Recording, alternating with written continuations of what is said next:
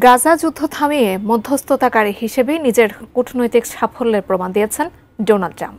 তার উদ্যোগে ইসরায়েল ও হামাসের মধ্যে যুদ্ধবিরতি ও জিম্মি বিনিময় চুক্তি সম্পন্ন হয়, যা তাকে আবারও আলোচনার কেন্দ্রবিন্দুতে নিয়ে আসে। কিন্তু ইউক্রেন যুদ্ধের ক্ষেত্রে সেই সাফল্য তিনি পুনরাবৃত্তি করতে পারছেন না। প্রায় 4 বছর ধরে চলা এই সংঘাতের সমাধান খুঁজে পাচ্ছেন না ট্রাম্প। পুতিন ও জেলেনস্কিকে এক টেবিলে বসাতে চাইলেও কোনো অগ্রগতি হয়নি। ঠিক কী কারণে এই যুদ্ধবন্ধে বারবার ব্যর্থ হচ্ছেন ট্রাম্প, তাই জানাচ্ছেন সাদিয়া সিদ্দিকা। যুক্তরাষ্ট্র ও রাশিয়ার শীর্ষ নেতাদের সম্ভাব্য সম্মেলন নিয়ে যে আলোচনার ঝড় উঠেছিল তা এখন অনিশ্চিত। ডোনাল্ড ট্রাম্পের ঘোষণা অনুযায়ী রুশ প্রেসিডেন্ট ভ্লাদিমির পুতিনের সঙ্গে বুদাপেস্টে 2 সপ্তাহের মধ্যে বৈঠক হওয়ার কথা থাকলেও হঠাৎই সেই সম্মেলন অনির্দিষ্টকালের জন্য স্থগিত করা হয়েছে।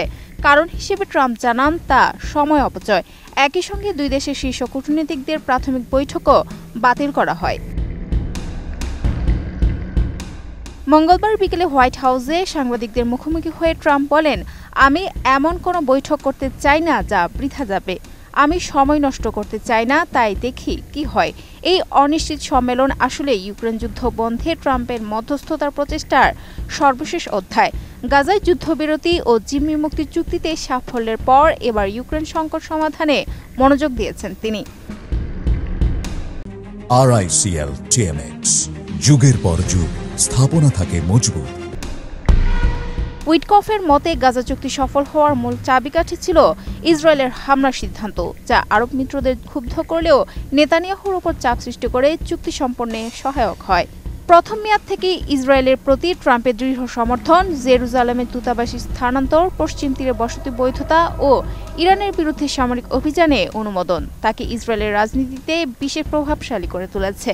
কিন্তু ইউক্রেনের সেই প্রভাব অনেক কম। গত 9 মাসে ট্রাম্প কখনো পুতিনকে কখনো জেলেনস্কিকে চাপ দেওয়ার চেষ্টা করেও ফল পাননি। তিনি রাশিয়ার জ্বালানি রপ্তানিতে নিষেধাজ্ঞা ও ইউক্রেনকে দীর্ঘ পাল্লার অস্ত্র সরবরাহের হুমকি দিয়েছিলেন, যদিও পরে স্বীকার করেন এতে বৈশ্বিক অর্থনীতি ক্ষতিগ্রস্ত হতে পারে এবং যুদ্ধ আরও বেড়ে যেতে পারে। এমনকি তিনি প্রকাশ্যে জেলেনস্কিকে ভর্ৎসনা করেন, সাময়িকভাবে গোয়েন্দা তথ্য ও অস্ত্র সরবরাহ স্থগিত রাখেন। তবে ইউরোপীয় মিত্রদের উদ্বেগের পরে সেই সিদ্ধান্ত বদলান। রাজনৈতিক বিশ্লেষকদের মতে পুতিন ট্রাম্পের চুক্তি করার প্রবল আগ্রহকে নিজের স্বার্থে ব্যবহার করছেন।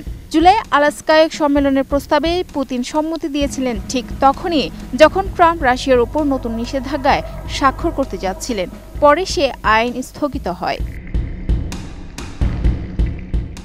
জেলেনস্কির অভিযোগ, যখনই দীর্ঘ পাল্লার অস্ত্রের বিষয়টি দূরে সরে যায়, রাশিয়ার সঙ্গে সঙ্গে কূটনৈতিক আগ্রহ হারায়। ট্রাম্প এরপর জেলেনস্কিকে ডনবাসের কিছু অংশ ছাড় দিতে চাপ দেন এবং বর্তমান যুদ্ধরেখা ধরে যুদ্ধবিরতি আহ্বান জানান, যা রাশিয়া প্রত্যাখ্যান করে। গত বছর নির্বাচনী প্রচারণায় ট্রাম্প বলেছিলেন, কয়েক ঘন্টার মধ্যে ইউক্রেন যুদ্ধ শেষ করব। এখন তিনি স্বীকার করছেন যুদ্ধ থামানো তার ভাবনার চেয়েও কঠিন। Sadia Siddika, ATN news.